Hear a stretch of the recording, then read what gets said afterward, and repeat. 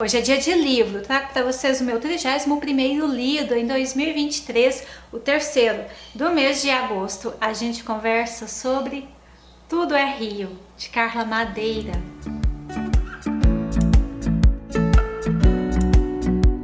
Se você não me conhece, prazer, eu sou a Vivian. É muito bom ter a sua companhia aqui comigo para falar sobre este romance incrível de Carla Madeira, escritora nascida em Belo Horizonte, uma escritora que já me ganhou muito com o seu romance de estreia, Tudo é Rio. Nem dá para acreditar que é um romance de estreia, gente. É primoroso, é muito complexo, é envolvente, é uma obra-prima da literatura brasileira. Ele vai se tornar um clássico, com certeza. E assim, esse ano eu tô empenhada nessa meta literária de ler um Nobel de literatura por mês, sempre contemplando escritores que eu ainda não havia lido. E antes dessa meta literária, eu já havia lido outros escritores de Nobel também. Então, assim, dentro da minha mínima experiência com o Nobel de Literatura, eu acredito muito que Carla Madeira, ela tem o mesmo nível de inúmeros escritores laureados com o Nobel. É uma obra-prima, não duvidem disso. Aqui a gente tem um livro que foi publicado de maneira independente em 2014 e ao longo desses anos ele foi ganhando importância e em 2021 a editora Record publicou em fevereiro de 2021, então teve assim o ano inteiro, né, para vender e virou um fenômeno. Foi o livro mais vendido em 2021 aqui no Brasil. Já está lá em Portugal também. Gente, é um sucesso. Eu tô já muito ansiosa para ler os outros dela, mas aqui nesse romance de estreia magnífico, a gente vai ter 210 páginas. A gente vai conhecer a história de Dalva, Venâncio, que são casados, e Lucy. E é assim, é um livro que tem 200 páginas, mas entrega tudo muito completo pra gente. A gente vai conhecer a vida desses três personagens desde a infância e cada um tem ali um núcleo familiar muito distinto um do outro e a gente vai entender muito dessas pessoas adultas acompanhando a vida delas. A Dalva, por exemplo, é uma menina que é criada numa família muito amorosa, uma família muito acolhedora. O pai dela é um homem que reconhece a sabedoria da esposa, que é a Aurora. A Aurora é uma personagem incrível. A Dalva tem assim uma mãe muito sábia, muito terna, muito plena, muito tranquila, que não se deixa envolver naqueles preconceitos de cidade de interior, sabe? É bem isso. Então é uma família muito bonita. São 7 filhos. Então Dalva cresce num ambiente de muito amor, cercada ali de irmãos, pai, mãe presentes, muito bacana. E temos então Venâncio, que é filho único, tem pais que não tem uma vida legal. O pai dele é muito violento, muito. E essa violência toda faz com que a mãe pegue Venâncio e vá embora para uma outra cidade, porque não dá mais para conviver com esse homem. E assim, nessa primeira infância, Dalva e Venâncio se conhecem. Eles ficam ali sendo coleguinhas, né, até o Venâncio ir embora, mas ele volta já na adolescência. E do outro lado nós temos Lucy, que é uma menina que perde os pais aos 7 anos. Os pais dela eram muito permissivos, eles não sabiam dizer não. E assim, né, isso é algo muito preocupante, né? Pai tem que se empoderar do papel de pai, que é criar, educar, e falar não é uma constante, é necessário, né? Saber fazer isso. Então a gente vai vendo ali essa Lucy se formar, né? Depois que os pais morrem, ela vai morar com a tia e vai se desenvolver toda a história. E ela vai ser a nossa personagem do primeiro capítulo, que já começa com uma palavra assim. Primeira palavra do livro, puta. E aí vai falar que Lucy ama ser puta, ela gosta dessa condição, ela sabe que é gostosa, ela sabe que ela é muito desejada, ela é uma personalidade dentro deste meio de prostituição, muito, muito desejada, também ali dentro, né, dessa cidadezinha do interior. A gente não sabe que cidade é essa, mas eu fico com essa sensação de que é mesmo lá no interior de Minas Gerais, sabe? A questão de tempo também, assim, me dá a sensação de que é lá para a década de 90, sabe? Não tem celular, não tem nada de tecnologia, assim, a gente não vai ver nisso. E ela é ali a sensação, a mulher desejada, e ela dá para qualquer um do jeito que ela quiser, quando ela quiser e como ela quiser. Desde pobre a prefeito, vai depender da vontade dela do dia. Ela é uma pessoa que gosta muito de plateia, é muito exibicionista, é uma pessoa insuportável. Eu imagino que conviver com uma mulher dessa deve ser angustiante, deve adoecer metade da cidade ali, com certeza.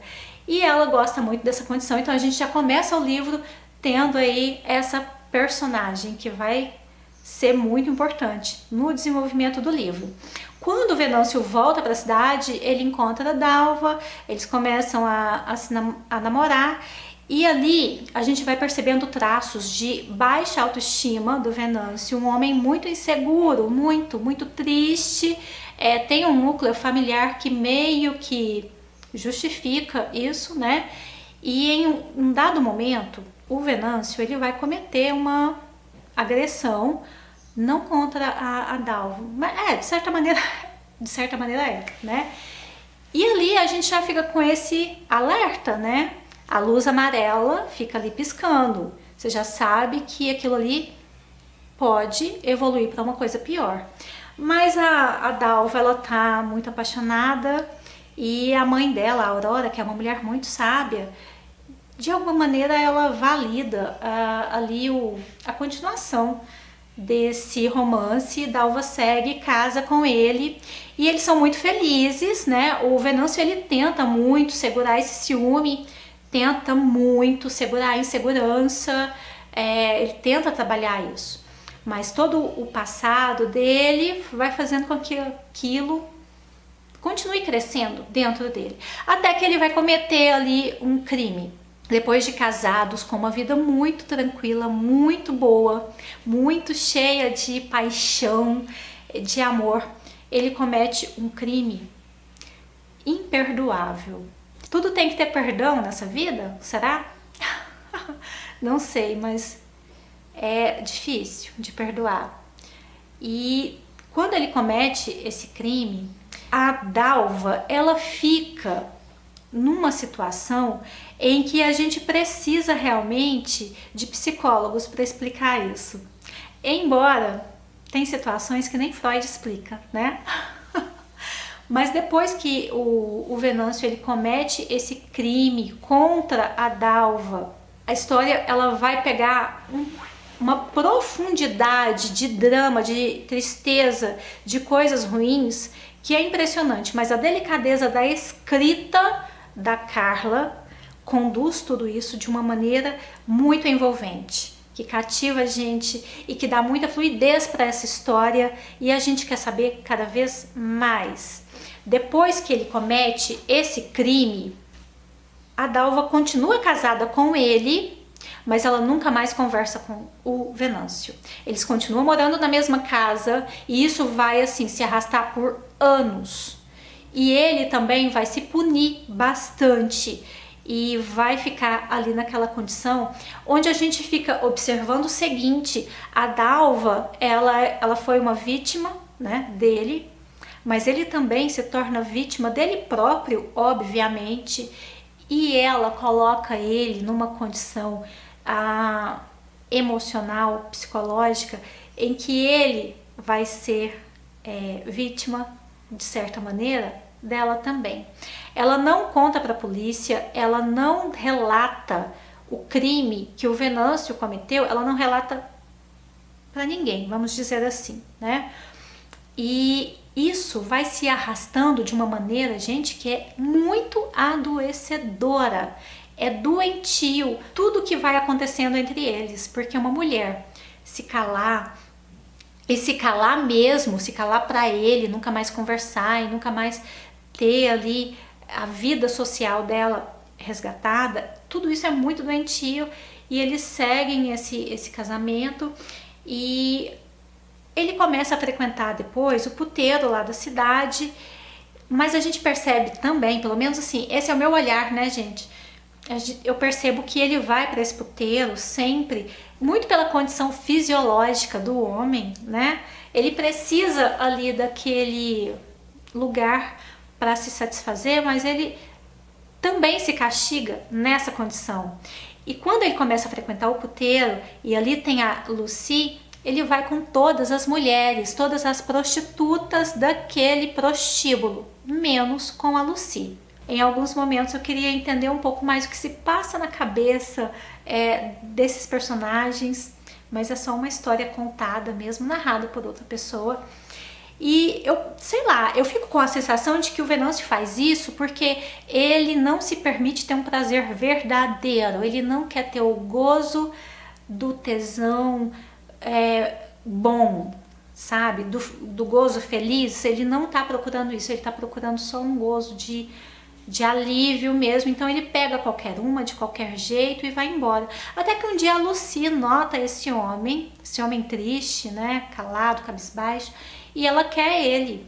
Imagina só, a prostituta sensação da cidade e região ali, a mais cobiçada, personalidade assim, famosa, chega no homem e fala que vai com ele, e ele fala, não, não te quero, e empurra ela. Aquilo para ela é um choque, porque ela não tá acostumada com aquilo, né? E então ela vai falar, o que é isso? Esse homem é louco. De fato, ele é louco, né? E aí ela vai dar várias investidas nele de maneira muito assim, né, sexual mesmo, e o cara não quer nada com ela. O Venâncio segue ali irredutível, não cede aos encantos dela, mas em algum momento vai ter um gatilho. E aí o gatilho a gente vai conhecer depois. A Lucy faz uma coisa que ela nem esperava, que ela fazendo aquilo daria certo, mas esse gatilho é muito importante lá para o Venâncio. E ali ele começa então a ir para a cama com ela, ela vai engravidar dele. Depois que ela engravida, coisas vão acontecer assim que já pega a gente, sabe? Muito de surpresa, e a gente se pergunta, a gente se questiona mesmo o que faz Dalva saber de tudo isso e ainda assim conduzir da maneira que ela conduziu. Eu queria dar alguns spoilers aqui nesse vídeo para poder dar a minha opinião de uma maneira mais concreta, mas eu não quero estragar o prazer de quem vai ler o livro. Mas é muito complexo. Eu acho que esse livro ele vai fazer muito mais sentido na vida dos leitores que não gostam de apontar o dedo para a vida alheia, né? Eu já até falei isso aqui em um outro livro. Eu sou esse tipo de pessoa que eu não tenho essa pretensão, ingenuidade, não sei nem que nome se dá isso, de achar que eu tenho a solução para a vida alheia. Não. Gente, minha vida já me dá muito problema, eu tento cuidar dela da melhor maneira, eu não sei o que é melhor para o outro. Eu tento encontrar o que é melhor para mim. Se você tem essa capacidade de conduzir sua vida assim, sabe? Olhando para os seus problemas e tentando encontrar o melhor para você, entendendo que cada pessoa ali está tentando chegar também no seu melhor caminho, tentando fazer o melhor que é para si, você vai gostar dessa história.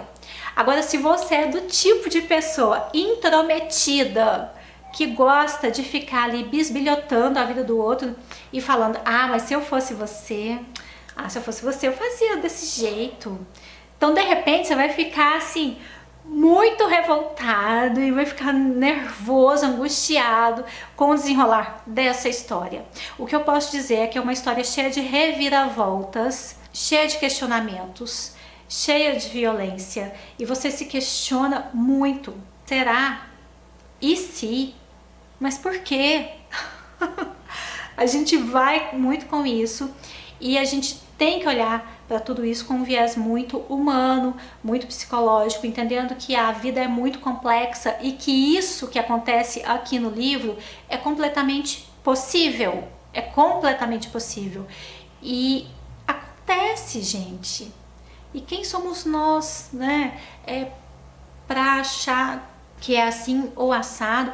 Eu aqui nesse livro, no caso, o que me incomoda muito é o Venâncio cometer esse crime e a Dalva ficar calada. Isso me incomoda. Mas a partir do momento que ela sabe do envolvimento dele ali com a Lucy, da gestação dela, da gravidez, e isso não, sabe? Isso aí eu acho muito comum, muito, né? Agora o crime realmente é uma parte que me incomoda bastante, que para mim é imperdoável.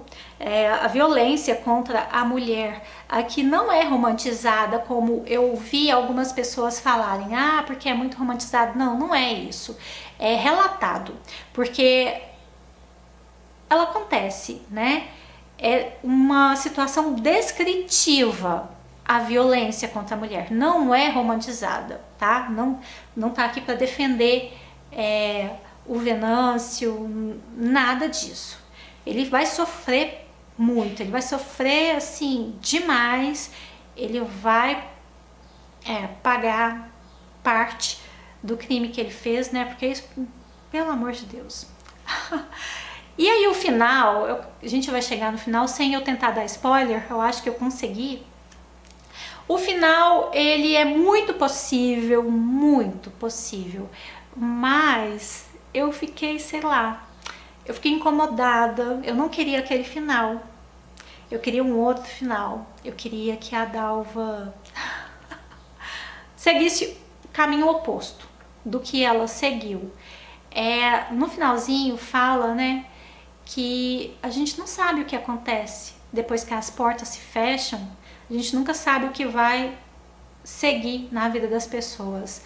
E eu acredito que a vida dessas pessoas, dos três, nunca vai ser uma vida de felicidade, nunca vai ser uma vida tranquila. Tem coisas que a gente não consegue resgatar. Eu acho que ali pode ter um período de calmaria, né, que vai se seguir de uma maneira um pouco mais tranquila, mas felicidade eu acho que não cabe. Ai, será que isso é spoiler?